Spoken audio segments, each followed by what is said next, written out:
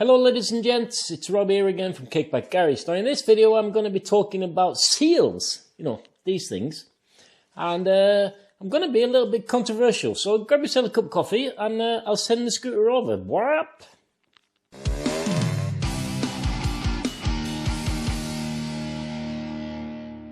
A bit of a sad day for me really today. I'm a bit actually annoyed. And the reason for that is this is my engine out of the Series 1 lambretta that I've got, which is the RT230 with the reed valve conversion. The problem with this was that it was blowing a lot of white smoke, and I knew one of my seals had blown. The reason for that is the fact that my crankshaft has actually twisted, and it is it's really depressing because that crankshaft has only done 600 kilometers. So what that means is that the last official meeting of the scooter boys in our local area, that's tomorrow, and I'm not going to be able to make it because of that. And I say that it's the last official meeting that we've had. It's actually the first one because of that idiotic COVID that's going on. So I'm really gutted, seriously. But anyway, what I've done is I've fit a new drive side bearing there. And I want to talk to you about seals. Now, if you go on the internet now, most of the dealers, they like to sell you these, which are the brown type seals, and that is Viton. And a lot of people, I've seen the old boys saying like, oh, we don't need that fancy material and all that sort of stuff. But the thing is, DuPont actually copyrighted this, or at least the trademarked it in 1957, so it's nothing new really. But the advantage of using these is that they are very tolerant against ethanol. Now here in Norway at least, we are on between 5 and 8% ethanol in our petrol.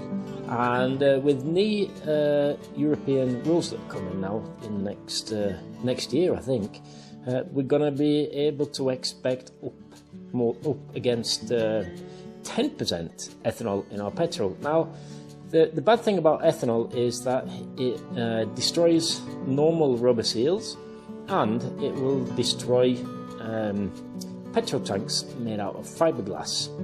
And I've seen the effect of that. It's not very good. I had that on my teeth. But anyway, so the thing is with these Viton seals is that they are a lot more tolerant against ethanol.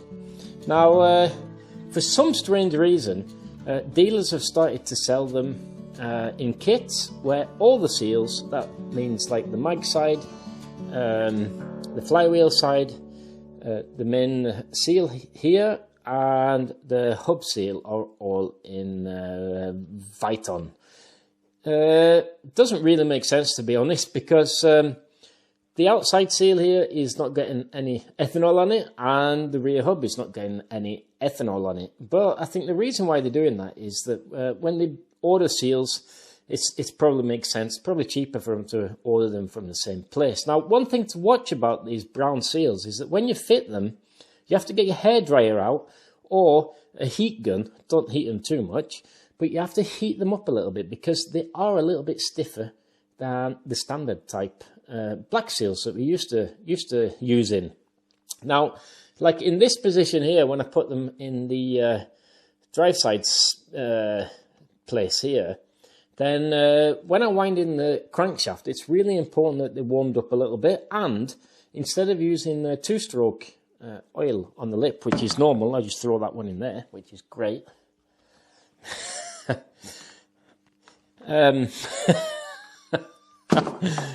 Forget it.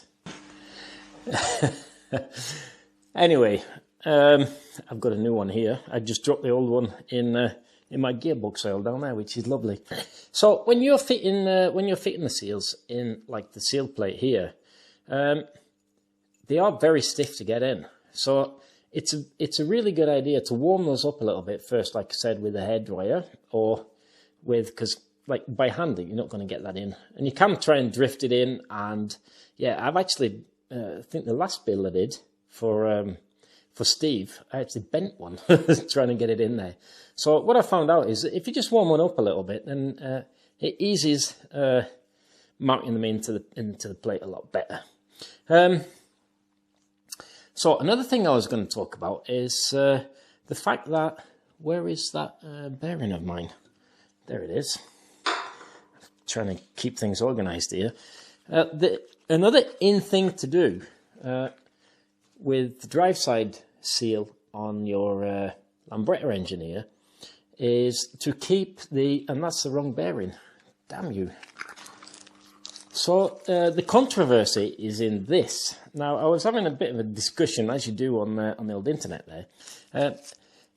The accepted norm now, these days, is when you're fitting your main drive side bearing, you buy these bearings that have got rubber seals in the bearings themselves.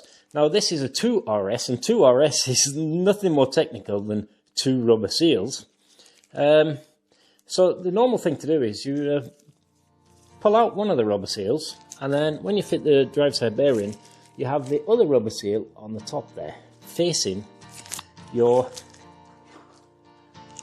drive plate and seal, and that sort of gives it a double action sealing, if you get my drift. Now, the discussion that we were having on the internet here was the problem with keeping that seal there is the fact that you don't actually lubricate the backside of the seal with gearbox oil like you would normally do, because once you've got that seal in there and you fit your halide washer, which goes there between the drive side plate, then you're not getting any oil whatsoever onto the backside of the seal there. Now let's have a look at that seal again.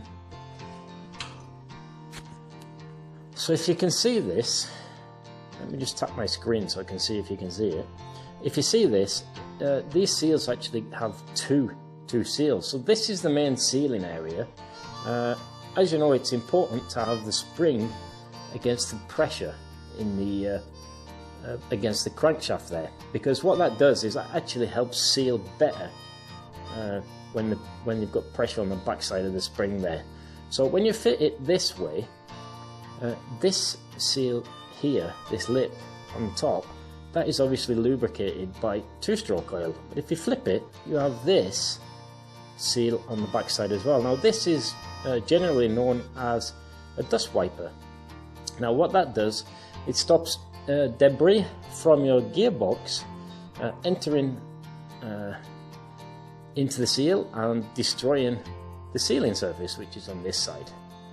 But if we keep the rubber seal from the 2RS or the 1RS in your main bearing here, then there's absolutely no way that is going to get lubricated. So if I demonstrate by putting this in again, let's see if I can put it in there. Right, so when that sits in there without the rubber seal, you can see you've got a gap between the halide washer and the bearing there. So what that does, it enables gearbox oil to come through and lubricate that dust wiper on the backside of the seal there. So the discussion is, and I was against it, the guy who said this, I can't remember your name, but yeah, I think it's really, really interesting, to tell you the truth. You can end up with early failure if you keep that seal there, and because your gearbox oil isn't coming through, if you get an air leak there, it's harder to detect. So I suspect that on my scooter, I mean, the obvious cause for that one there on this time was the twisted crankshaft, you bugger. But in general terms, if you've not got a twisted crankshaft rubber and this seal actually blows on this side, then you can actually risk that you can't see that you've actually got an air leak until it's too late. So interesting theory, really. So what do you think? Write some comments down below. It sounds very controversial, but it's controversial enough, and I think it makes sense, the fact that you need to lubricate both the top lip here, the dust seal, and the actual oil seal, that I'm actually leaving the extra seal in the bearing out on this build, just to see how that goes. Maybe it'll last longer if if the crankshaft can hold up. So just to summarize here, when you're using these Viton seals, warm them up before you fit them. They're not necessary on the outside of the flywheel or on your rear hub, but if you buy them in a set and they come with them, then just be aware that you really should warm them up a little bit to ease them into position better. Yeah, what do you think? Write something down in the comments there. Get all angry and upset, because a lot of dealers, they reckon that it's a very good idea to keep that seal. I'm not quite sure. I'm not saying, I can't say which method is best, but to me, the guy on the internet there, it does make a little bit of sense. So, yeah, what do you reckon? Well, that was your controversy for the day, and just write down in the comments, what do you think? I think he's got a point. I'm not sure if it's going to make a massive difference if you're going to have it in or not. But yeah, I mean, in Innocenti, they had them without the seal there, and you could buy seal bearings many, many moons ago. So maybe that's the reason why they didn't do that. But anyway, I'll stop babbling. And thanks for joining me in this little video. I was hoping it was going to be a ride-out video, but as you see, it's so frustrating, isn't it? So I'll love you and leave you. And if you like this stuff on the channel, you can go and buy, sell a t-shirt, merch. I've got merch, caps, all sorts of stuff on my Teespring store. But I've also started with a web page that is called Buy Me a Coffee. So you can donate money directly to the channel if you want to, and you can find the link to that in the banner on my YouTube banner top thingy, job imaging, okay? Whatever. Anyway, I love you and leave you. I hope it's not long until I get all these parts and we can start on we can get this off the bench. I can be finished with my Series 2. And we can start on the old Vespa Mania. It's getting really dark. The season is finished for my point here in Norway. And it's all a bit depressing, to tell you the truth. So time to get those fingers dirty, I reckon. I'll see you later. Take care.